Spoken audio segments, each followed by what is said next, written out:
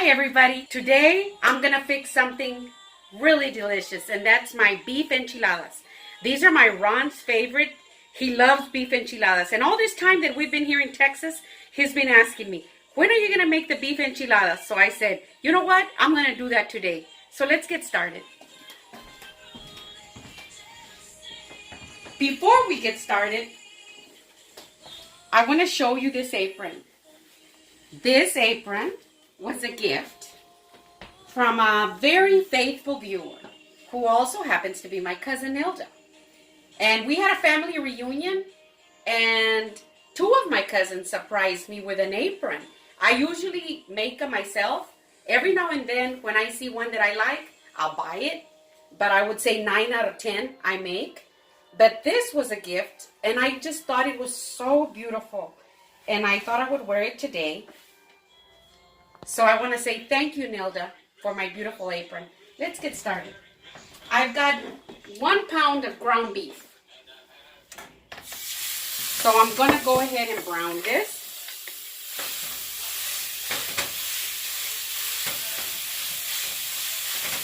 And to my ground beef, I'm going to add 1.5 teaspoons approximately of my all-around seasoning. I went ahead and put a link below so that you can get the recipe to it. But you can put as much as you want. Now, when I make my enchilada sauce, I'm going to add some more spices to it that are in here. So I don't want to add too much to my meat. So I'm going to go ahead and add 1.5 teaspoons. Just like that.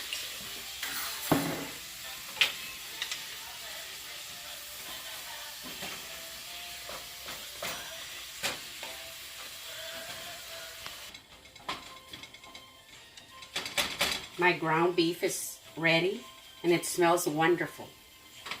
I have drained it already, and I'm going to go ahead and set it aside. And I've got this pan here warm because I'm going to make my enchilada sauce. Now the first thing I'm going to do in here is I'm going to add 2.5 tablespoons of melted butter. And I'm going to add 2 tablespoons and about 1/2 of flour because I'm going to make my roux. I like to use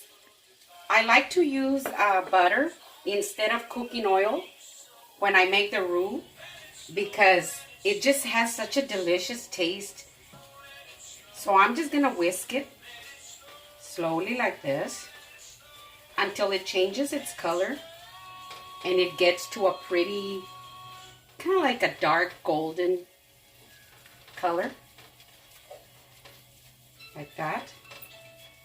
And then it gets a real nutty taste as it starts to get a little darker. When the flour starts, coming in together with the butter. My flour and my butter have turned into a beautiful dark golden roux. And this is exactly what I wanted right here. So I'm going to add 2 tablespoons of chili powder. And continue my whisking like this. You can use any chili powder that you have. Now I make my own chili powder, but you can use your own chili powder that you have. And I'm also going to add 1 tablespoon of paprika. Like that.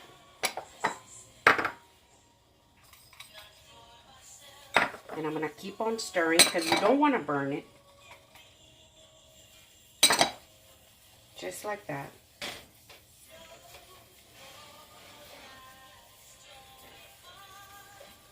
When you see it bubbling just a little bit, you add some of your chicken broth. Now I've got 3 cups here.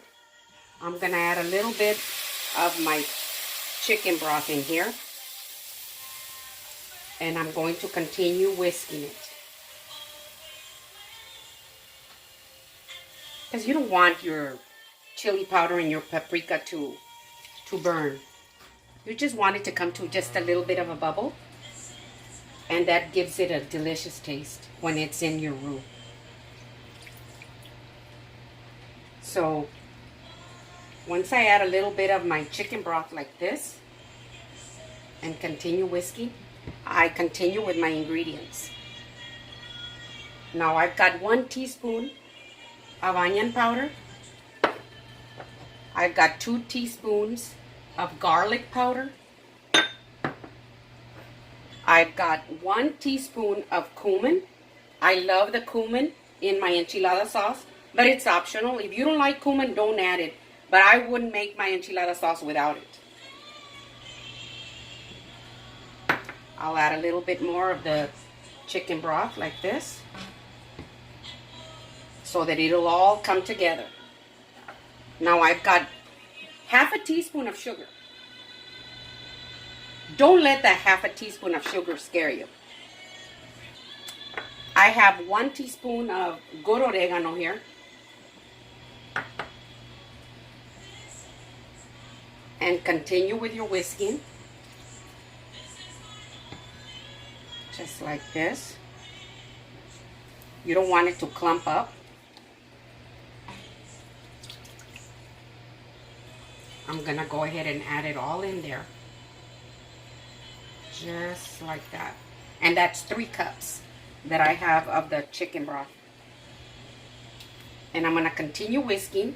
And I also have 1 teaspoon of chicken bouillon. I like the chicken bouillon in there. I think it gives it a really good taste. If you don't like chicken bouillon, you can leave it out, but I love it in there. At this time, I'm gonna go ahead and add a little bit of pepper. I'm gonna put in like, less than half a teaspoon of pepper. But you can add as much pepper as you want. And I'm gonna add just a little bit of salt. Now the salt and the pepper are all up to you. You can put in as much as you want, just whatever tastes good. Every now and then as I'm stirring it, I'll go in there and I'll taste it just to make sure that it's just right. But I pretty much have gotten it to where it's just right. But the salt and pepper are up to you.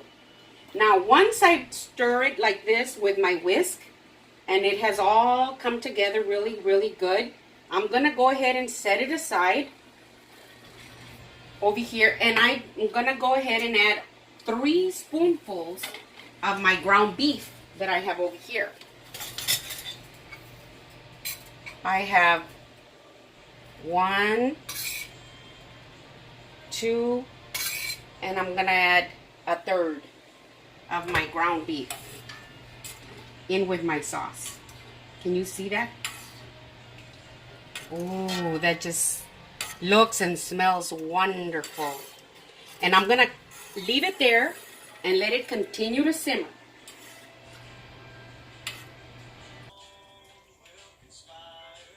My enchilada sauce tastes wonderful. And it's steaming. That's just the way I want it. I don't want it to boil. Just a nice steam like that. So I'm going to cover it back up. And I've got my oil nice and hot. And I'm getting ready to do my tortillas. I'm just going to put 1 in and out. I don't want them to get crispy.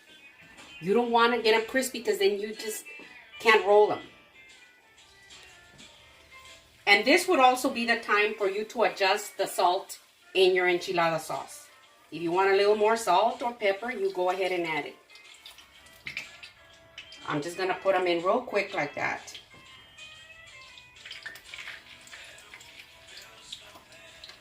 See how it's bubbling?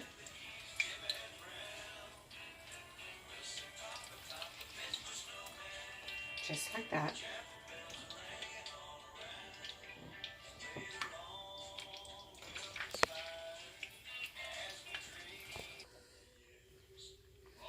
My enchilada sauce is perfectly ready. Put it over here.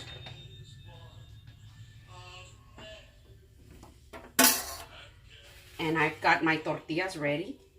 So what I'm going to do is I'm going to put 1 in at a time. Just like that.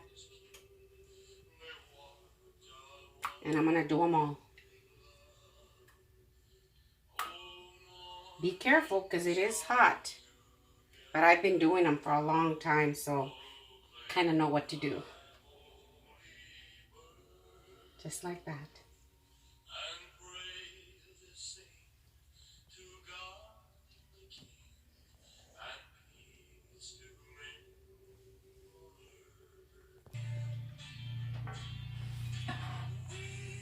I'm gonna put a little bit of my ground beef in the center like this. You don't want to put a lot so that, you know, you're able to roll them. Now my Ron and I both like to put onions inside them, but you don't have to if you don't like that. Now I've got shredded, fresh, shredded, mild cheddar. You can use any kind of cheese that you like, but I like mild cheddar. So I'm going to put them in just like that. I like to give them a little bit of space when I set them in the dish. I don't like to put them in real close. Just like that. And I like quite a bit of cheese in there. And I roll them just like halfway like that. And then roll them in like this. Hold them. Put them in like that. Now I think I have like 7 or 8 tortillas in here, but you know, it just depends, you know, how stuffed I get them. Just depends how many I'm going to make. I do like them, you know, pretty chubby, you know, so that they really do taste good. But it's up to you to make them the way you like them. See? Just like that. And I give them just a little bit of space.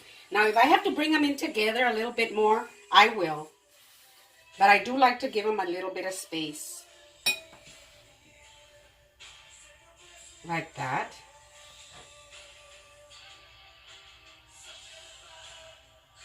Get it in nice and snug. Like that. See, they're going to be nice and chubby.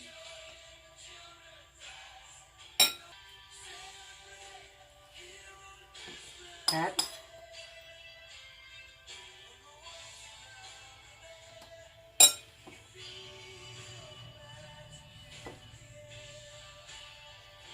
Now, nobody said that it was a neat job here, but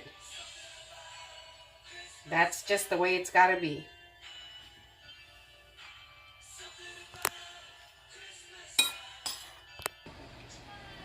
I've got my enchiladas nice and rolled up here. I like to leave just a little bit of space in between them like that, because when you serve them, they're a lot easier like that. And it's just for me and my Ron.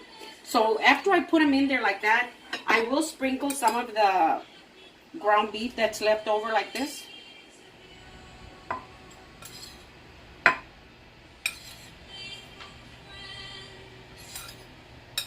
Just like that.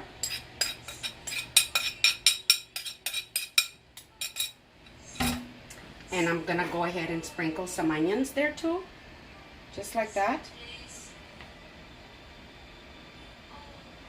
Now I'm gonna put in my sauce. Right here. I like plenty of the sauce on them.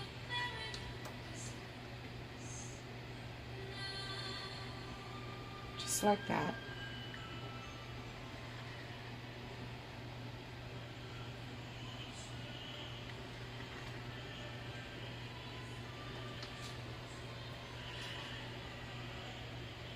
Now, my mom never liked rolling up the enchiladas and putting some across. She never liked to do that. And she taught me not to do that.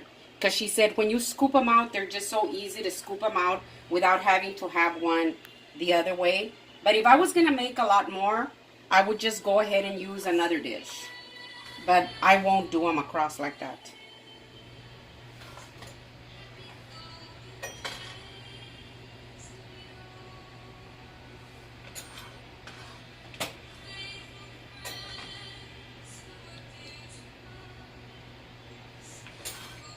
And I like a lot of sauce in there.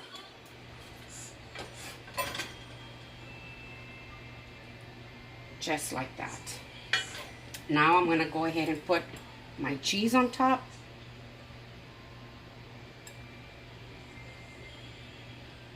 My Ron loves them with a lot of cheese. Just like that. Now I've got my oven set at 375.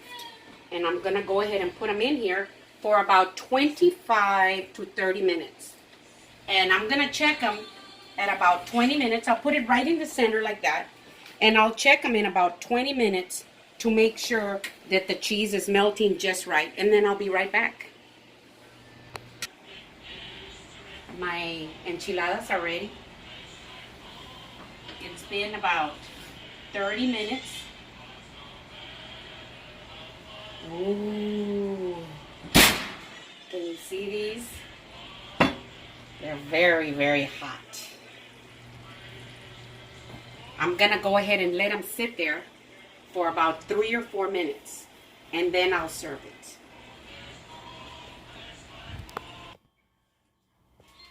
It's been about 4 or 5 minutes. They've settled down, so I'm gonna go ahead and serve them.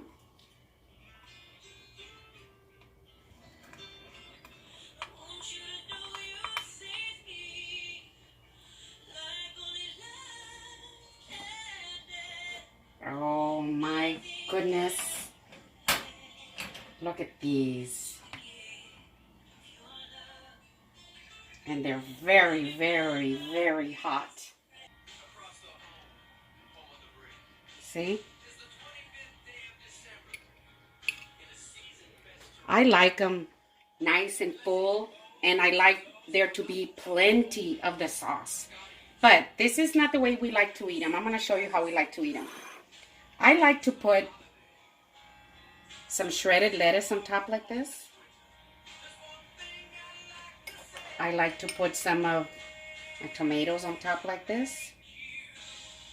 Like that. I like to put some cilantro on top. And I do like a dollop of sour cream. Just like that. Pretty. Let's see.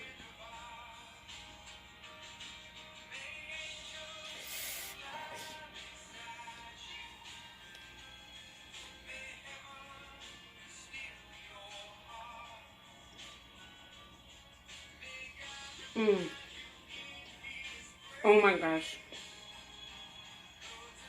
Oh my gosh. They're delicious. And let me show you something else that we like to do. I had some cheddar beans that I fixed earlier today because my Ron loves them. So I'm going to fix some of these. Serve myself some of these. Just like that.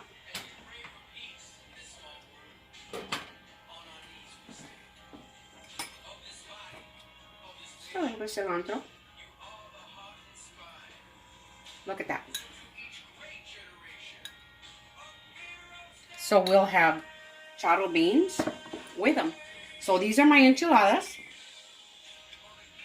Make them just the way I did, and you will absolutely love them.